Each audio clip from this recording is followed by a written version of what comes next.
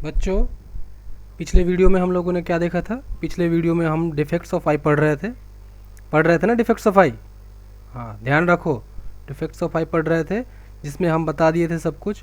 और उसको करेक्ट करने के लिए क्या, कौन सा लेंस यूज़ करेंगे?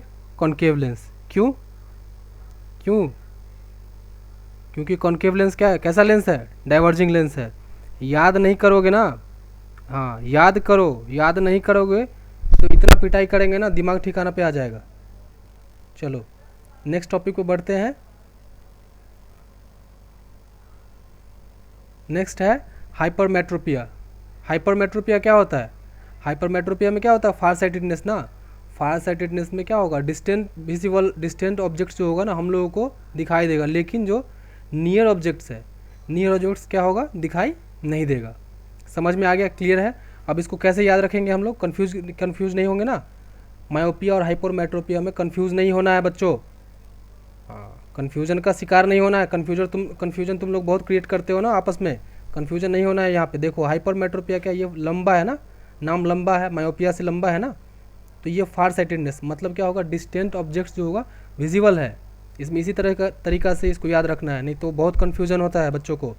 और इसमें क्या होगा? नियरेस्ट पॉइंट जो है वो क्या हो जाएगा? नियरेस्ट पॉइंट 25 सेंटीमीटर से ज़्यादा हो जाएगा। क्यों? क्योंकि हम लोगों को नियर वाला ऑब्जेक्ट दिखाई नहीं दे रहा है ना। तो ये 25 सेंटीमीटर जो मिनिमम होता है विजिबल डिस्टेंस, वो उससे ज़्यादा हो जाएगा। मतलब 25 से ज़्यादा कितना भी रहे, 30 रहे, 45 रहे, 50 रहे, 60 रहे, 100 रहे, जो भी रहे, नियरली ऑब्जेक्ट्स हम लोगों को सही से दिखाई नहीं देगा। और इसका कॉज क्या है? इसका कॉज क्या है? कॉज पता है ना? लो कन्वर्जिंग पावर होता है। लो converging power of eye lens. अगर आइज़ का कन्वर्जिंग पावर घट गया आई लेंस का, उसके वजह से ये होगा। या तो decrease in the size of eye ball. अब आई बॉल का साइज घट गया तब हो सकता है ये प्रॉब्लम। और इसको ठीक कैसे होगा?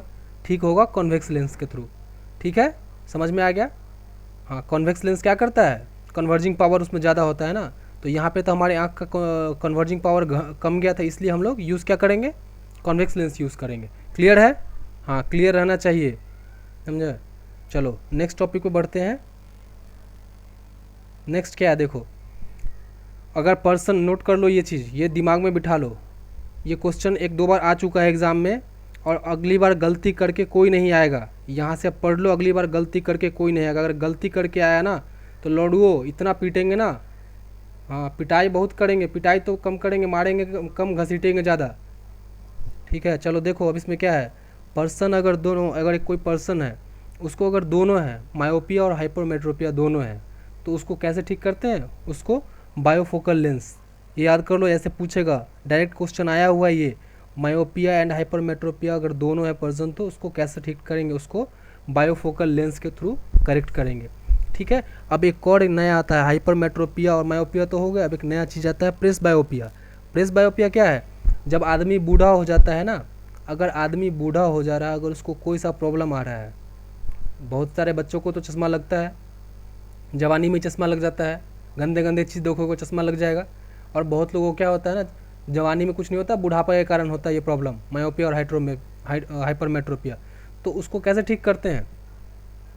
प्रेस बायोपिया है ना, इसको प्रेस बायोपिया बोलते हैं। तो उसको ठीक कैसे करते हैं? Either of the lens use करके उसको भी ठीक करते हैं। ओल्ड एज में ये होता है, उसको बोलते हैं प्रेस बायोपिया।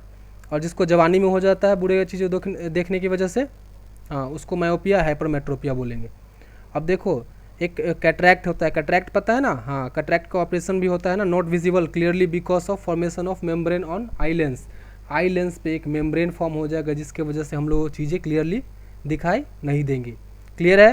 हाँ, अब आगे बढ़ते हैं। अब देखो, अब ये क्या है? एक नया है, ये कभी कभी पूछ देगा। मायोपिया हाइपरमेट्रोपिया तो सब जानते हैं, लेकिन इसके बारे में बहुत कोई नहीं जानता है। अब ये क्या है? देखो, एस्टिग्मेटिज्म। ये क्या है? इसमें क्या होगा? हॉरिजेंटल और वर्टिकल, हॉरिजॉन्टल हॉरिजॉन्टल और वर्टिकल का जो है ना, वो डिफ्रेंशिएट नहीं कर पाएगा पर्सन। एक पर्सन जो है हॉरिजॉन्टल और वर्टिकल में डिफ्रेंशिएट नहीं कर पाएगा, उसी को ये प्रॉब्लम बोलते हैं। ठीक है, आगे बढ़े, आगे बढ़ते हैं। अब ये कैसे होता है ये प्रॉब्लम कि हॉरिजॉन्टल और वर्टिकल को क्लियर डिफ्रेंशिएट नहीं कर पाता है? ये इरेगुलर शेप ऑफ अगर कॉर्निया हो गया है, कॉर्निया का शेप बिगड़ गया है, शेप बिगड़ सकता है, अगर चोट लग गया किसी भी तरह से, तो कॉर्निया का शेप बिगड़ सकता है। तो उस वजह से ये प्रॉब्लम होता है कि हॉरिजॉन्टल और वर्टिकल में डिफ्रेंशिएट नहीं कर पाता आदमी। ठीक है, अब इसको कैसे ठीक करते हैं? तो इसको ठीक करने के लिए सिलेंड्रिकल लेंस यूज़ करते हैं। ठीक है, सिलेंड्रिकल लेंस यूज़ करते हैं। ठीक है, इसको याद कर लो, दिमाग में बिठा लो अच्छी तरीके से। हाँ, दिमाग में अच्छी तरीके से बिठा लो चूतियो। चलो आगे बढ़ते हैं, आगे बताते हैं। Colour blindness. कलर ब्लाइंडनेस क्या होता है? कलर ब्लाइंडनेस में क्या होता है ना कि रेड और ग्रीन के बीच में डिफ्रेंशिएट नहीं कर पाता है एक आदमी। और कलर ब्लाइंडनेस बहुत सारे आदमी को होता है ना। कलर ब्लाइंडनेस के कारण बहुत सारे आदमी आर्मी में या मतलब डिफेंस लाइन में नहीं जा पाते हैं। ठीक है ना, ये कलर ब्लाइंडनेस, उसमें क्या होता है, differentiate between red and green नहीं कर पाता है वो आदमी।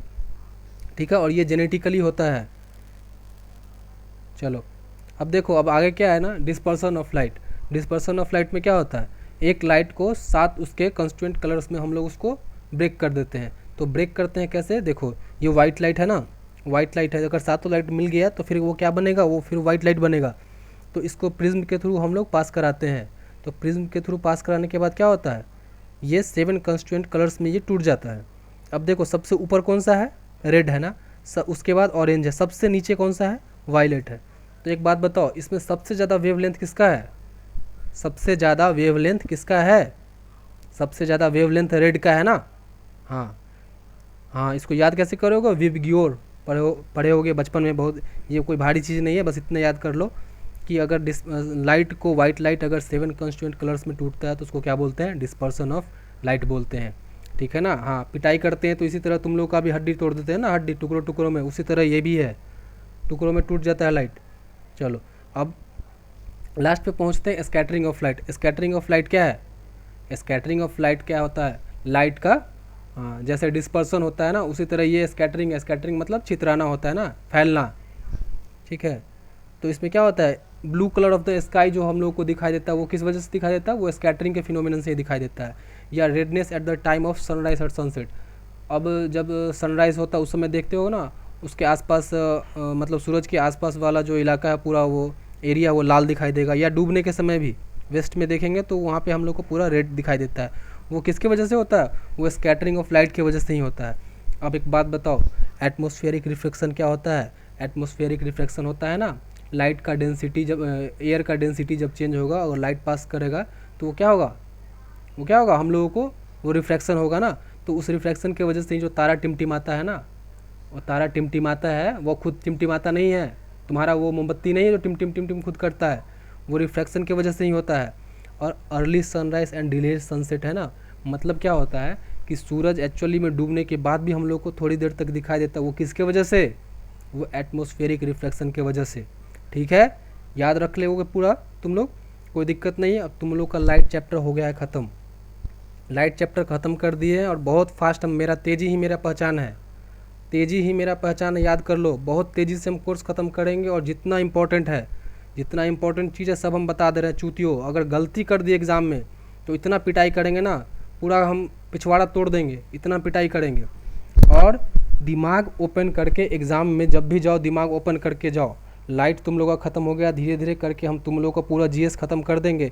जल्दी जल्दी जल्दी तुम लोग बस सिर्फ इसको देखते रहो, इसको रिवाइज़ करते रहो। रिवाइज़ कैसे करोगे, एक बार ये वीडियो देख लेते हो, एक बार वीडियो देख लो, इसके बाद फिर क्या करो ना, इसको ऑन करके बस सिर्फ छोड़ दो, अपना काम करते रहो, ये चलते रहेगा, बस सिर्फ इसका तुम ऑडियो सुनते रहो, तुम्हारे दिमाग में ये आते जाएगा।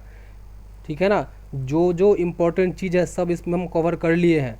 अगर किसी को, बहुत बच्चे को शौक होता है ना आगे भी पढ़ना है, सर हमको थोड़ा तेज़ बनना है, ठीक है, जिसको तेज़ बनना है वो नया नया बुक पढ़ लो, नया नया चीज़ें पढ़ते रहो।